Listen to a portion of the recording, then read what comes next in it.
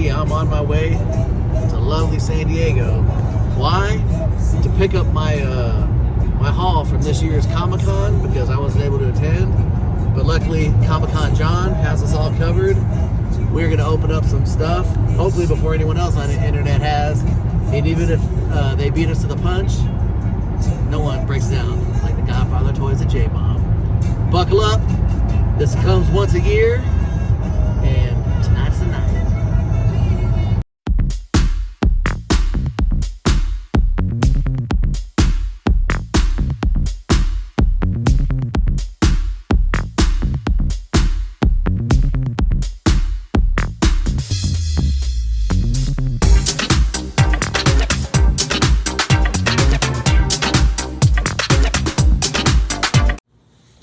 Hey everybody, as you saw in the intro, we just got back from San Diego. I gotta be honest, the beauty of editing, it's 24 hours later. We ended up not getting back to home from San Diego till like 10 o'clock at night, and I gotta get up for work at midnight, so I got 2 hours sleep. So this video is gonna be a little less enthusiastic as it started on the drive down there. I do want to stress thank you so much to my friend John. Now I call him Comic-Con John on the show. I've been friends with him. There's those people in your life where you just, like, you never know when you met your mom and dad. You just kind of woke up one day and there they were.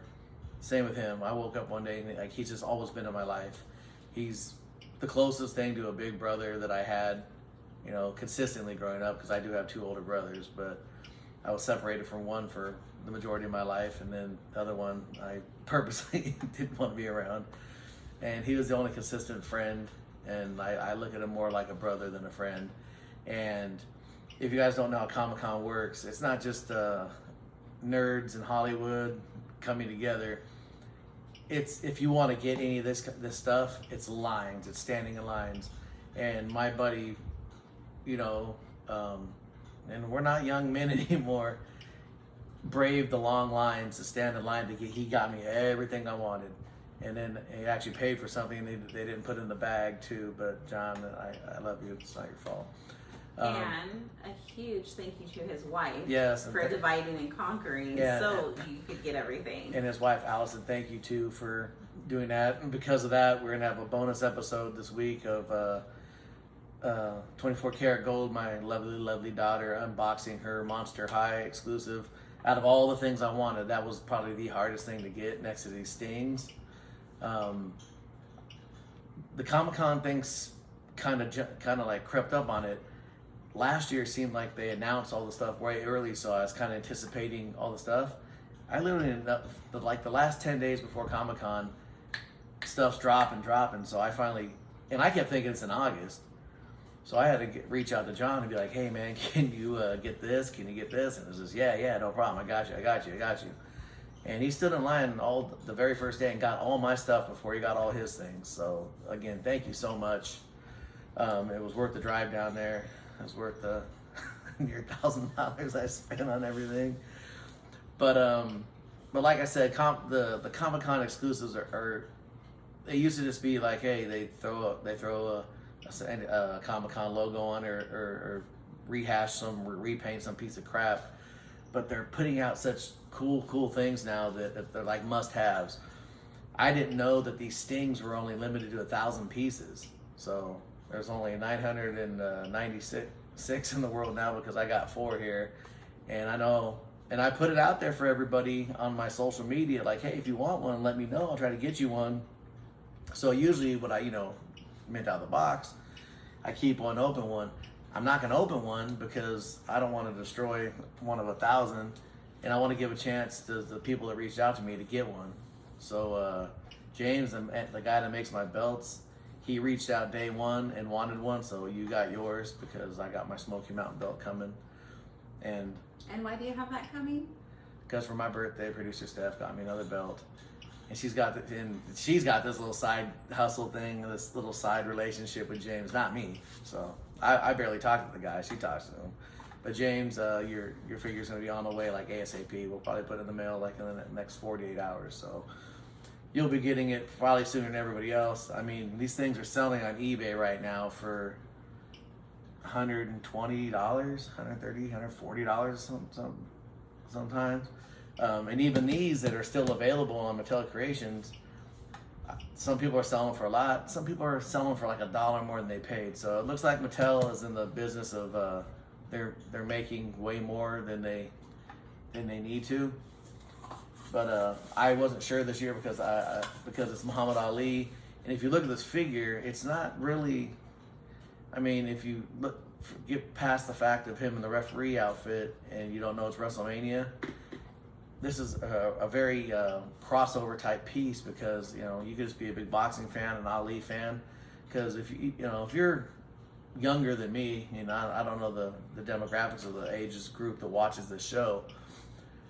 Muhammad Ali, when I was a kid, was the most recognized athlete. I mean, I wouldn't even say athlete. He was probably the most recognized person on the planet. Everybody knew who Muhammad Ali was. The heavyweight championship of boxing was like the president of the United States, was like the Queen of England. Like, you knew who that was.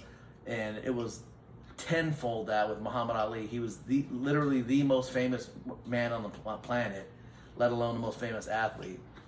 And that's why it was such a big deal for him to be part of the first WrestleMania.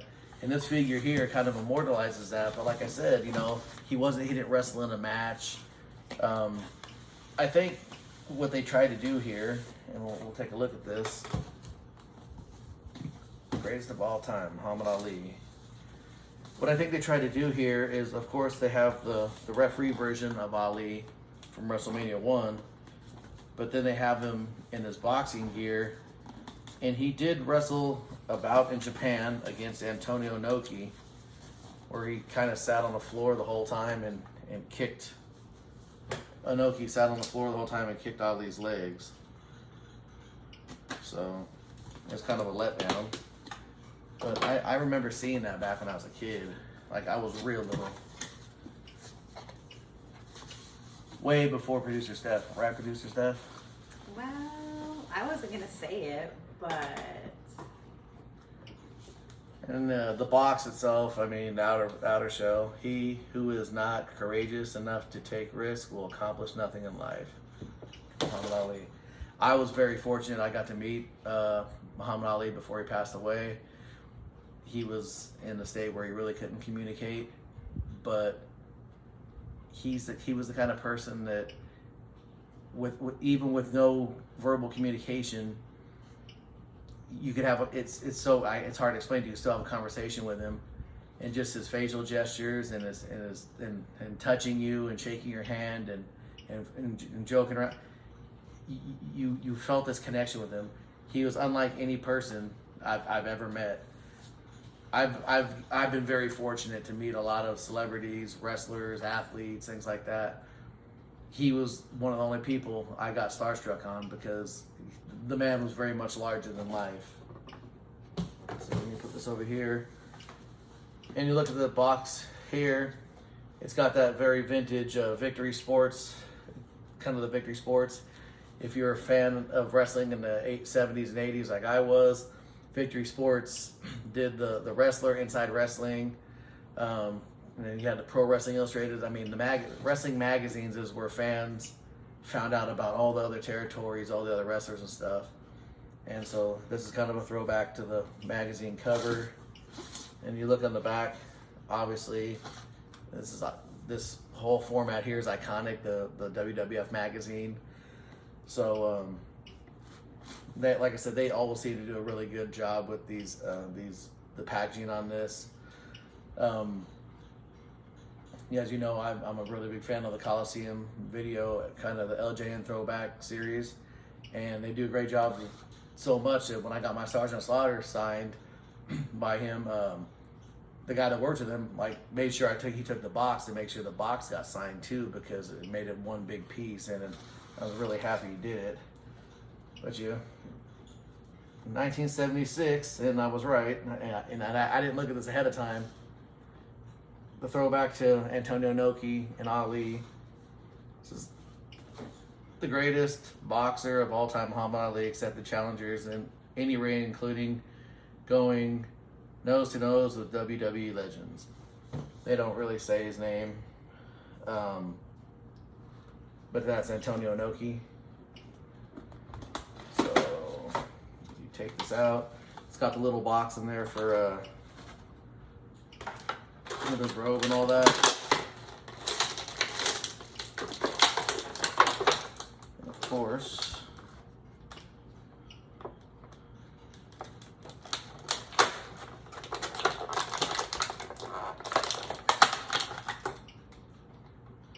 I don't know why I didn't anticipate this.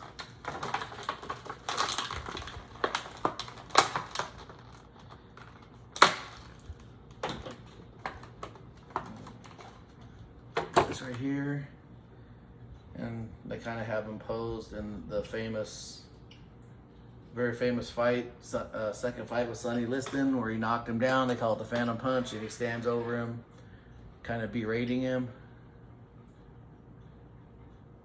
I don't know where the camera is, because as you see, we're not in the office today because it's so hot outside and it's so hot in the office that we're doing this at my kitchen table. As you see, autographed baseball stuff in the background. My house, just because there's no action figures in here, it's still a lot of memorabilia everywhere. Like I said, this is him. Like I said, he's posed in that like I said, that iconic pose. You've seen this.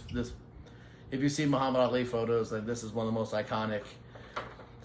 They say the punch was so fast that no one saw it land, and Liston was KO'd. And then inside here, it gives you a breakdown. More heads, more hands. More hands, of course. And the robe. He's got the peace sign, because Muhammad Ali, he's one of the most fascinating individuals ever. So if you don't know a lot about him, look it up. He refused to enter the draft to go to the Vietnam War and was suspended for 5 years from boxing because he was a pacifist, didn't believe in fighting, killing. He believed in, of course he's a boxer. And gave up 5 years of his prime to make a point. So he was a very big ambassador for peace. So then over here, you got the 1985 Ali, where you open the box up, and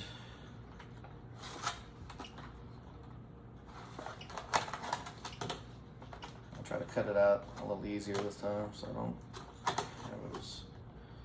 Looks like I only did the hands on this one. So, producer Steph,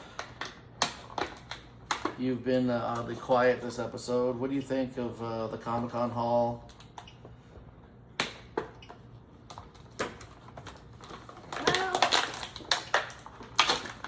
Well, I very much appreciate everything that they did to make it happen, especially since I feel like it snuck up on us again. Next year we will be super prepared. I think next year we will take them. Yeah, we're gonna take them, and I found out because I've had the show so long that I'm considered media, and that's all thanks to you guys. So and me. You're us. But thanks to you guys, you've made my show last long enough and get enough views and get enough, sustainability that I'm actually going to be able to go in a day early because I'm considered press and get some early access. So, John, next year we're going to be taking you, and maybe you don't have to wait in the lines as long. Here's the referee version of Ali.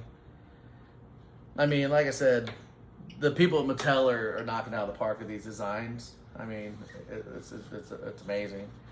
I'm sad that I have to wait a few more years to display all this stuff, but yeah, like I said, this is it. This was the biggie this year from Mattel Creations. I believe they're still available online. It was weird because I guess the first year that we started doing this was the COVID year. I think that's what happened because we were so bored. You have a company behind you, by the way. Well, it was the COVID Comic-Con that no one went to. So the pieces, as you see my visitor in the back, that's my cat Murray. Mervyn's. So they were harder to get. Actually, I think they were easier to get because no one was at Comic-Con buying them, so everybody got them. And that was the Sergeant Slaughters. And we ended up getting the variants and the regular version, so that was cool. But then the next year it started getting tougher again. to where last year the Hogan Funk producer Steph got her 2. I didn't get my 2, so I reached out to Comic-Con John and I ended up getting 6 because he got me a whole bunch. So yeah, like I said, they're still available. And while we're at it, I'm gonna take out. Here's the Sting. That, from what I understand, this was like the toughest piece to get if you're a wrestling fan. You see, it's got the Comic-Con logo here. I haven't really looked at it much, but if you open it up and look, I know the glare is it's a bad time of day. That's the Sting. It's got the inner gimmick. It comes with a coffin. How many extra hands does he come with? Let's get to the bottom of this. Who knows? It's really nice. I would have really liked to open one, but like it says right here,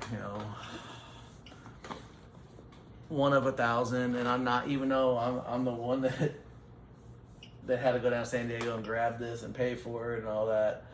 I'm not, and my buddy stood in line for me. I'm not going to take this out of because the way I look at it, it pisses me off that there's only 1,000, and I know there's more than 1,000 people on the planet that we're trying to have a complete AEW figure set. And now, if I kept all 4 of these, only 996 would potentially have all these in there, have a full run of figures. So I think it would be kind of crappy of me to be selfish and open it up to deny, because as long as I put this back out there and get it in someone else's hands, that's one more person that heads that much closer to the complete set, and that means more to me than me opening up stuff for you guys, because there's always going to be something for me to open up with you guys. But so like I said, I got a ton of other stuff over here. I got a lot of the McFarlane Dark Knight. Those, I really wanted those really bad because I love those movies. And they made the Sonar Joker. It's kind of translucent. It's a bitchin' figure. I'll probably open that up in the next couple of days and film that, because I'm knocking a lot of these episodes out now because it is so hot out in the office. We're gonna knock a lot of these out now. And plus, I got 24 karat gold on deck. She wants to open up that Monster High. And we got a story for that too. If it wasn't for Comic-Con John's wife, Allison, I would not have gotten that. She knocked that out straight away because those things were hard to get. Hard to get. So, and they're selling for a pretty penny online too. So, it's hers. So, I told her, hey, just keep it in the box and just keep it up there with your dolls. But she likes to open the shit up just like I do. So, and plus, you don't want to listen to her dad. So she's gonna open it up, and we're gonna record that actually right now. So we're releasing that as a bonus episode. Producer Steph, any last words before we get out of here this week? No, just still the thank you so much. It blows me away that you've been friends with him longer than I've been alive, but that's a whole nother story. I've got 2 friends that I've talked to, that I've mentioned on here, that's been on here, and we're gonna show some photos. I took a couple pictures of me and the Comic-Con John, so John, you're about to be famous. Between him and the Bell Doctor K-Man Chris, that's near 100 years of friendship right there with those 2 people. Craziness. Like I said, I'm 49 years old, so realistically, I've been friends with John for about 46 years. That's way longer than I've been alive. And Chris, about 42 years. That's still way longer than I've been alive. And so that's almost 100 years of friendship between 2 people. So no, just very much appreciate the willingness and all the hard work. Yeah. Not only wrangling all your crap, but wrangling all those kids they take too. They're awesome. He takes his son and all his buddies too. So I'm excited next year to go. Yeah, so next year hopefully we'll be there. You'll see this logo all over, and hopefully you can run into some of you out there, take some pictures and all that, because it's rare, but I do run into fans here and there. So yeah, I know what you mean. Shut up. So that's it for this episode. Like I said, keep an eye out for the Monster High. If you've got daughters that are into this, or wives that are into this kind of stuff, she's going to be doing the Monster High. She knows what she's talking about. So stick around for that. Thank you guys. It's been a crazy week. Sorry for the backdrop, but it's still kind of cool. So have a great week. I will see you guys next time. Take care.